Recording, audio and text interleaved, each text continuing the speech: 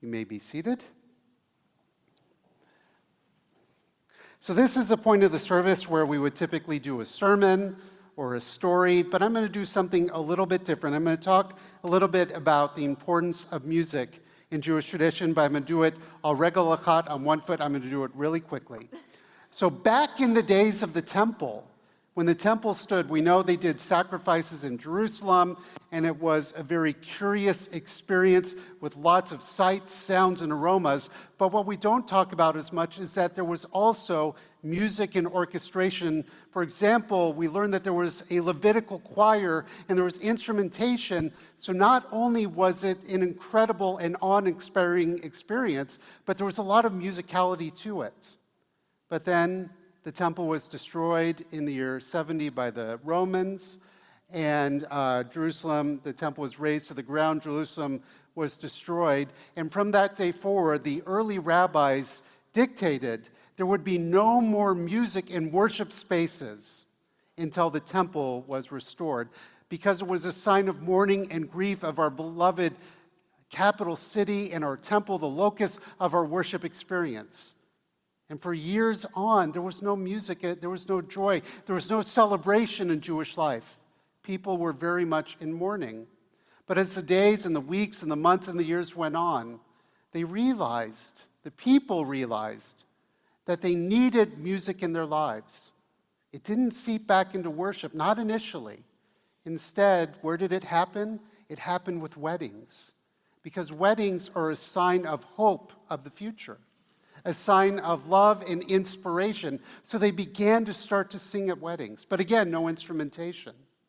And then over the days, weeks, and months to years, the Israelites, the Jews, were inspired to start to bring music back into their worship. But again, as a sign of mourning, they made an agreement: no instrumentation in any of our worship experiences. And this continued on generation after generation after generation until the Enlightenment.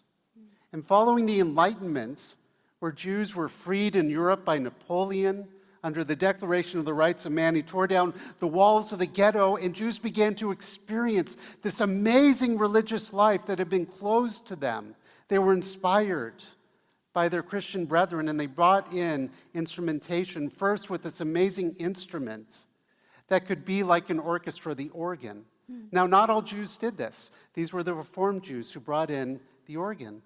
And for generations, the organ what defined classic Reformed worship. But over time, it didn't necessarily speak to all. And there arose a generation of Jews who began to lead worship, not with the organ, not with Max Janowski, but with guitar, like Debbie Friedman. Now, we all love Debbie Friedman. Most of us love Debbie Friedman. I don't want to make assumptions here.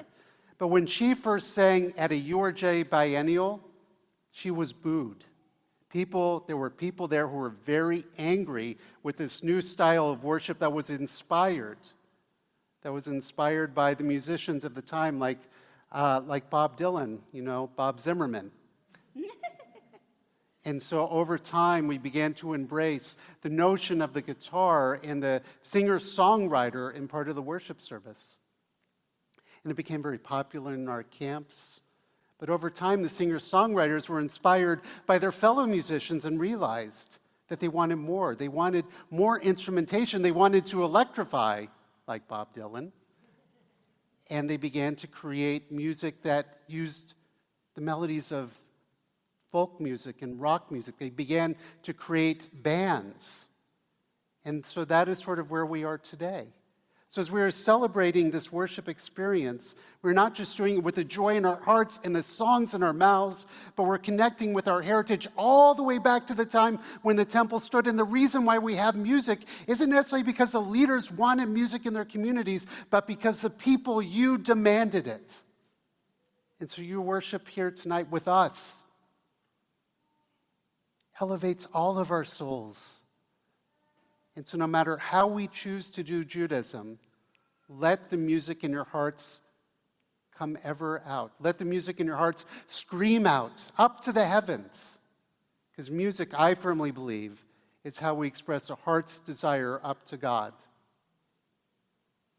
And so tonight, we're just continuing in that chain of tradition. And if this doesn't speak to you, not to worry. We have our classic Shabbats. We have our Shabbat Shirah. We have our Shabbat Biyachad. We have lots of ways to engage in worship. But tonight we pray, and tonight we rock. Shabbat Shalom. Shabbat Shalom.